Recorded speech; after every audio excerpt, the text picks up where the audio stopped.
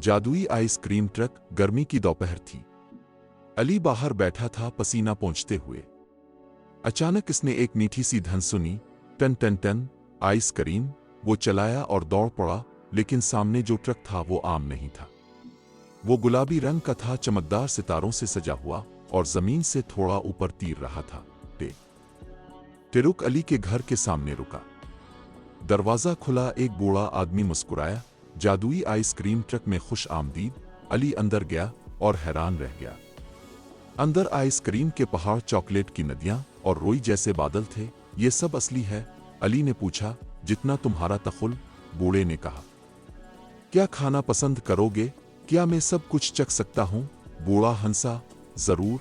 Ali vanilla पहाड़ से फिसला, caramel की लहरों में तैरता रहा और स्कोपो नामी बोलती स्ट्रॉबेरी स्कोप से मिला। इसने बबल गुम, रेनबो कॉर्न और जेली बैन के दरख्त खाए। हर तरफ मिठास और जादू था। कुछ देर बाद बूढ़े ने कहा, अब वापस चलने का वक्त है अली। ट्रक आहिस्ता से वापस गिल्ली में आ गया। अली बाहर निकला, हाथ में एक मजेदार चॉकलेट कॉर्न था। जैसे ही ट्रक आसमान में गायब हुआ, अली ने मुस्कुरा कर कहा, यह मेरी सबसे जबरदस्त मुहिम थी।